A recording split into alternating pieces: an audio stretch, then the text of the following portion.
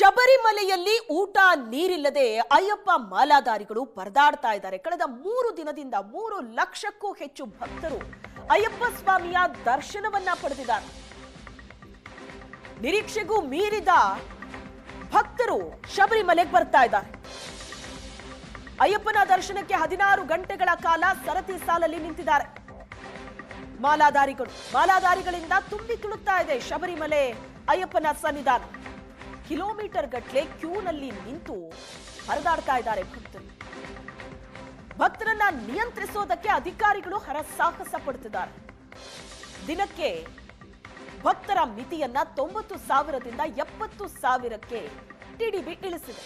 Online booking 70,000, spot booking 5,000ಕ್ಕೆ ಇಳಿಕೆ ಆಗಿದೆ. ಜನಸಂದಣಿ ನಿಯಂತ್ರಿಸೋದಕ್ಕೆ ಇನ್ನಿಲ್ಲದ ಪ್ರಯತ್ನವನ್ನ ದೇವಸ್ವಂ ಬೋರ್ಡ್ ಮಾಡ್ತಾ ಇದೆ. 16 ತಾಸು ಕ್ಯೂನಲ್ಲಿ ನಿಂತರೂ ದರ್ಶನ ಸಾಧ್ಯ ಆಗ್ತಾ ಇಲ್ಲ. ಅಷ್ಟು ಭಕ್ತರು ಶಬರಿಮಲೆಗೆ ಬರ್ತಿದ್ದಾರೆ.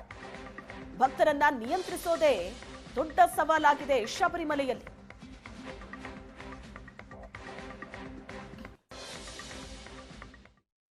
ತಾಲೂಕಿನಿಂದ 18ನೇ ತಾರೀಕು ಮಂಗಳವಾರ ಬೆಳಗ್ಗೆ ಪಂಪಾಗೆ ಸೇರಿದ್ವಿ. 2 ಗಂಟೆ ಸಮಯದಲ್ಲಿ ಅಲ್ಲಿ ಪಂಪಾದಲ್ಲಿ ಸ್ನಾನ ಮಾಡಿ ಶಬರಿಮಲೆ ಯಾತ್ರೆಯನ್ನು ಹಮ್ಮಿಕೊಂಡಿದ್ವಿ. ಪಂಪಾದಲ್ಲಿ ಯಾವುದೇ ವ್ಯವಸ್ಥೆ ಇಲ್ಲದೆ ಶೌಚಾಲಯ ವ್ಯವಸ್ಥೆ ಆಗಲಿ ಇಲ್ಲ, ಪಂಪಾದಲ್ಲಿ ಕುಡಿಯುವ ನೀರಿನ ವ್ಯವಸ್ಥೆ ಆಗಲಿ, ಸಮವಸ್ತ್ರಗಳನ್ನು ಪಂಪಾದಲ್ಲಿ ಅಲ್ಲೇ ಬಿಟ್ಟು ಅಲ್ಲಿ ಕ್ಲೀನ್ ಮಾಡೋರೇ ಇಲ್ಲ. ಹಾಗೂ ಮತ್ತು ಚಿಕ್ಕ ಮಕ್ಕಳಿಗೆ ಅನುಕೂಲ ಯಾವುದೇ ಇಲ್ಲ, ಮತ್ತು ಆಸ್ಪತ್ರೆ ವ್ಯವಸ್ಥೆ ಇಲ್ಲ, ಮಕ್ಕಳಿಗೆ ಯಾವುದೇ ವ್ಯವಸ್ಥೆ ಇಲ್ಲ. ಎಲ್ಲರಿಗೂ ಒಂದೇ ಕ್ಯೂನಲ್ಲಿ ಬಿಡ್ತಾಯಿದ್ದಾರೆ. ಇಲ್ಲಿನ ಸರ್ಕಾರ ಎಚ್ಚೆತ್ತುಕೊಂಡು ಎಲ್ಲರಿಗೂ, ವೃದ್ಧರಿಗೂ ಮತ್ತು ಮಕ್ಕಳಿಗೆ ವ್ಯವಸ್ಥೆಯನ್ನು ಮಾಡಿಕೊಡ್ಬೇಕಾಗಿ ತಮ್ಮಲ್ಲಿ ಮನವಿ. ಮಂಗಳವಾರ ಅಂದರೆ 18ನೇ ತಾರೀಕು ಪಂಪಾಗೆ ನಾವು ಶಬರಿಮಲೆ ದರ್ಶನಕ್ಕೆಂದು ಹೋದಾಗ ಸುಮಾರು ಮಧ್ಯಾಹ್ನ 2 ಗಂಟೆಗೆ ನಾವು ಪಂಪ ಒಳಗೆ ಸ್ನಾನ ಮಾಡಿ ಎಂಟ್ರಿ ಆದಾಗ ಸುಮಾರು ಬ್ಲಾಕ್ಗಳಲ್ಲಿ ಅರ್ಧ ಗಂಟೆ 1 ಗಂಟೆಯನ್ನು ನಮಗೆ ಬ್ಲಾಕ್ ಮಾಡಿದರು. ಶಬರಿಮಲೆಗೆ ಹೋಗೋ ಅಷ್ಟೊತ್ತಿಗೆ ಸುಮಾರು 12ರಿಂದ 13 ಗಂಟೆಗಳ 14 ಗಂಟೆಗಳ ಕಾಲ ದರ್ಶನದ ಸಮಯ ತೆಗೆದುಕೊಂಡಿದ್ದೇವೆ.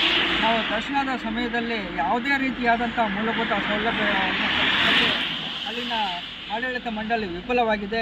ಯಾವುದೇ ರೀತಿಯಾದಂಥ ವೈದ್ಯಕೀಯ ಸೌಲಭ್ಯವಿಲ್ಲ, ಕುಡಿಯುವ ನೀರಿನ ವ್ಯವಸ್ಥೆ ಇಲ್ಲ, ಶೌಚಾಲಯ ವ್ಯವಸ್ಥೆ ಇಲ್ಲ.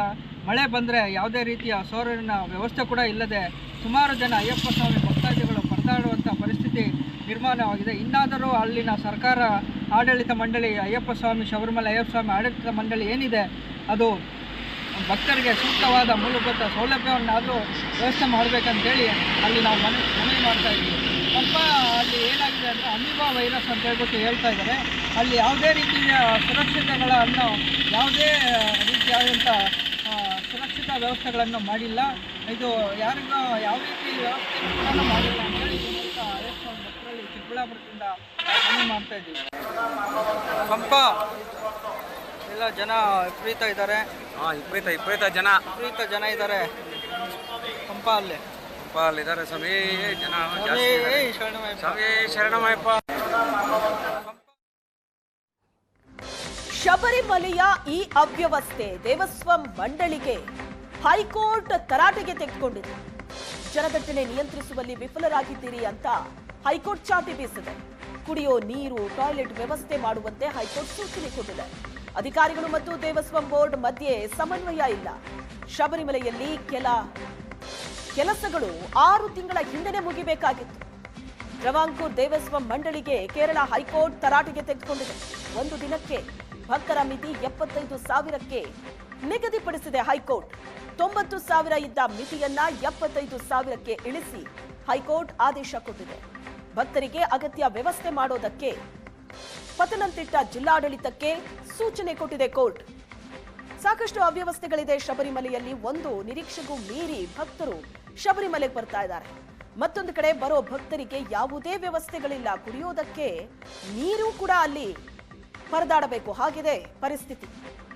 ಹೈಕೋರ್ಟ್ ಚಾಟಿ ಬೀಸಿದೆ ಈಗ ದೇವಸ್ವಂ ಮಂಡಳಿಗೆ. ಬರೋ ಭಕ್ತರಿಗೆ ಅಗತ್ಯ ವ್ಯವಸ್ಥೆಯನ್ನ ಮಾಡೋದಕ್ಕೆ ಜಿಲ್ಲಾಡಳಿತಕ್ಕೆ ಸೂಚನೆ ಕೊಟ್ಟಿದೆ. ಲಕ್ಷ ಸಂಖ್ಯೆಯಲ್ಲಿ ಶಬರಿಮಲೆಗೆ ಭಕ್ತರು ಬರ್ತಾ ಇದ್ದಾರೆ. ವಯಸ್ಸಾದವರು, ಮಕ್ಕಳು ಬಹಳಷ್ಟು ಪರದಾಡ್ತಾ ಇದ್ದಾರೆ. ದೃಶ್ಯದಲ್ಲಿ ನೋಡ್ತಾ ಇದ್ದೀರಿ ನೀವು. 16 ತಾಸು ಕ್ಯೂನಲ್ಲಿ ನಿಂತರೂ ಕೂಡ ದರ್ಶನ ಸಾಧ್ಯ ಆಗ್ತಾ ಇಲ್ಲ. ಮೇಲಾಗಿ ಕ್ಯೂನಲ್ಲಿ ನಿಂತ್ರೆ ನೀರು ಸಿಗ್ತಾ ಇಲ್ಲ. ಜನದಟ್ಟಣೆ ನಿಯಂತ್ರಿಸೋದಕ್ಕೆ ಅಧಿಕಾರಿಗಳು ವಿಫಲ ಆಗಿದ್ದಾರೆ. ಸಾವಿರಾರು ಪೊಲೀಸರನ್ನ ನಿಯೋಜನೆ ಮಾಡಲಾಗಿದೆ ಶಬರಿಮಲೆಯಲ್ಲಿ. ಮತ್ತೊಂದು ಕಡೆ ಭಕ್ತರು ಕೂಡ ಬೇಗ ದರ್ಶನ ಸಿಕ್ಕಿದ್ರೆ ಸಾಕು ಅಂತ ನುಗ್ಗುತ್ತಾ ಇದ್ದಾರೆ. ಬ್ಯಾರಿಕೇಡ್ ಅನ್ನ ದಾಟಿ ದರ್ಶನ ಪಡೆಯೋದಕ್ಕೆ ಹಾತೊರಿತಾ ಇದ್ದಾರೆ. ಶಬರಿಮಲೆಯ ಈ ಅವ್ಯವಸ್ಥೆ ಬಗ್ಗೆ ಹೈಕೋರ್ಟ್ ಚಾಟಿ ಬೀಸಿದೆ.